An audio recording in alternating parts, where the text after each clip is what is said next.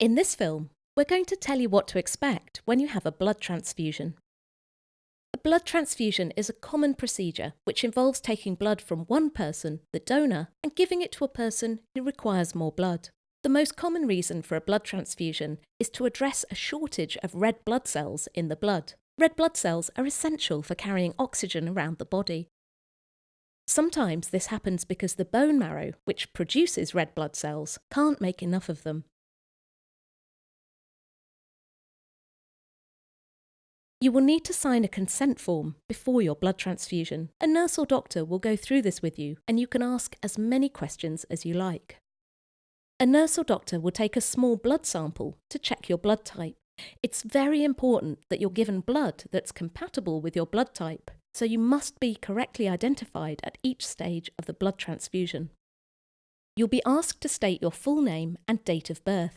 If you're an inpatient, wearing an identification band with your correct details is essential. If you're an outpatient, you will not usually be given an identification band.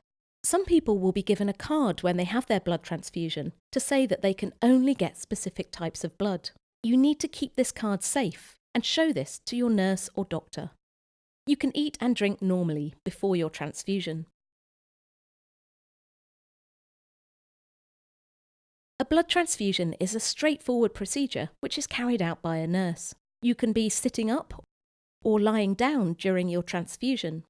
Your blood pressure will be tested before your transfusion and at roughly 15-minute intervals throughout the transfusion. The blood is usually given through a tiny tube called an intravenous line, which is inserted directly into a vein in the arm using a fine needle.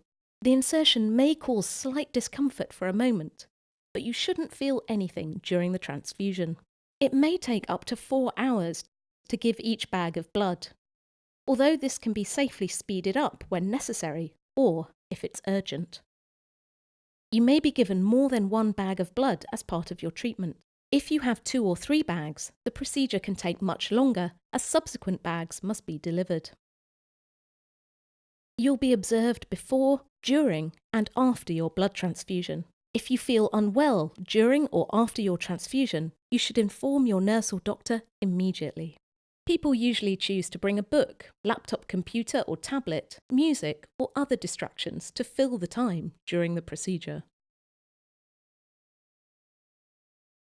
After a blood transfusion, your temperature, blood pressure, and heart rate will be checked. Then the intravenous line will be taken out of your arm and a small plaster applied.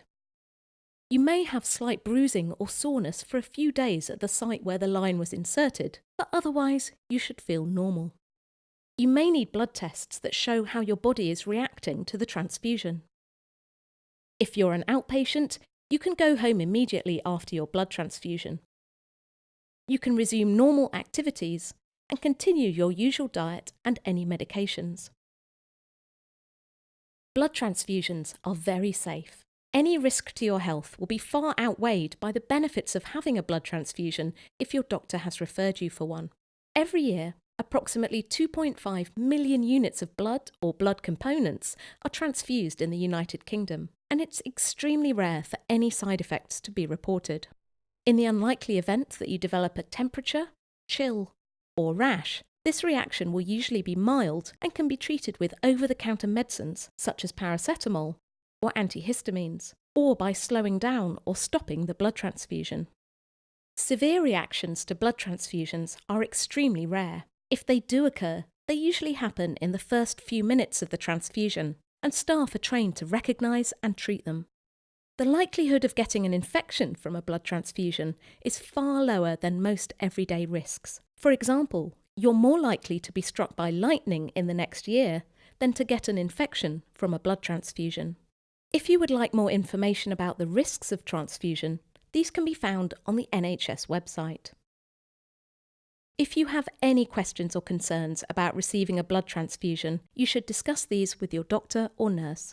Many hospitals have a dedicated hospital transfusion team who you can talk to.